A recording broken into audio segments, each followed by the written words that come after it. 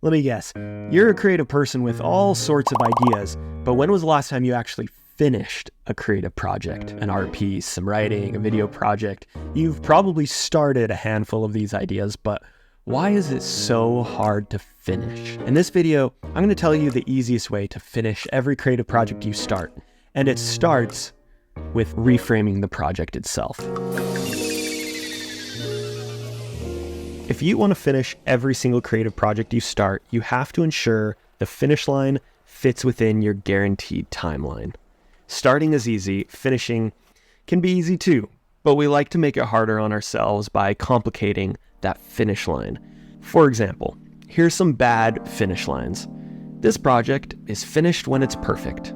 Obvious. This project is finished when it meets my standards. Let's be honest, neither of those are very reachable goals. This project is finished when it's 500 pages long. A noble goal, measurable, but if you want to guarantee you actually finish, if that's your goal, then a page count like that, or any page count for that matter, can't be the finish line.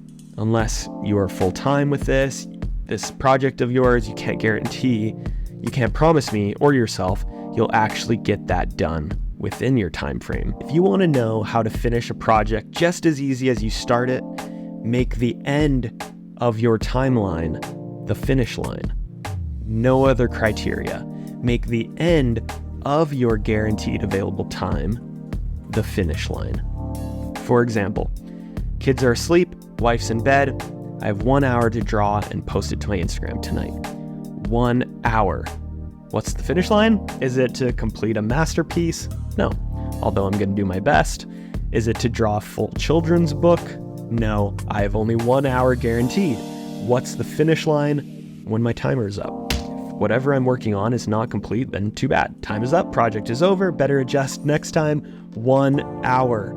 Better be clicking that post button at minute 59. Well, what if I want to do something longer? What if I want to do something that takes weeks? The same principle applies. If you haven't guaranteed that available time, you can guarantee that that project will not get finished.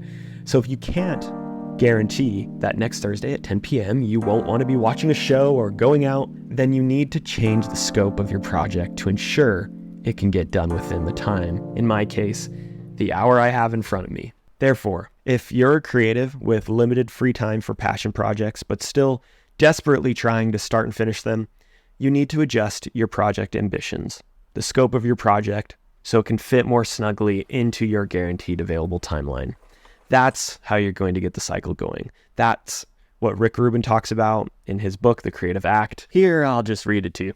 Beginning a work, completing a work, and sharing a work. These are key moments where many of us become stuck. One of the best strategies is to lower the stakes. We tend to think that what we're making is the most important thing in our lives, and that's going to define us for all eternity.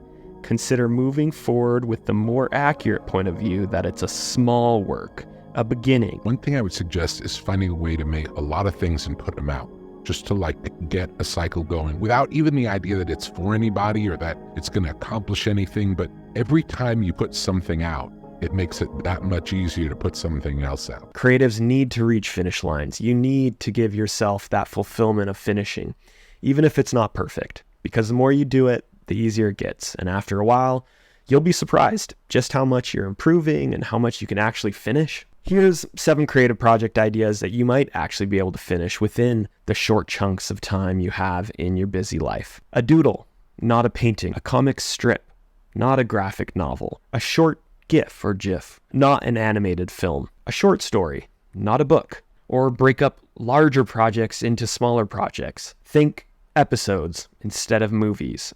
A series of interviews instead of a documentary film. A collection of poems instead of one long novel. And the best part is, most of these projects can be repeated over and over in order to then be packaged up as a larger, more impressive looking portfolio piece. Beeple is my favorite example of this. He created a digital art piece every day for 5,000 days and then added them all together and sold the collage as an NFT for $50 million. Now, NFTs might not be very relevant, but the finish line was never 5,000 every days or the $50 million art piece.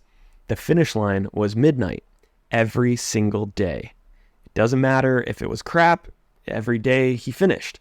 After a while, he got better and the quality of his craft increased. But again, the project was manageable, bite-sized chunks every single day. And then later, they were able to be packaged up as larger things. So is that all making sense? We've got to think about these projects in a different way if we're ever going to finish anything, especially if you have a full-time job and you're still putting that pressure on yourself to make things and be creative in your free time. You don't have all the time in the world to make these lofty, ambitious projects. So we're going to lower the stakes. We're going to get things done in the free time we have in front of us, or the free time that we've guaranteed. And we're going to think about these ideas in a different way. How can we get a small bite-sized piece done in a short amount of time? How are you going to remove the criteria and expectations you have on yourself so that these projects are time-based, so that the finish line is the end of your free time and not some other unachievable goal? When your free time is up, your project is up, and you're okay with it.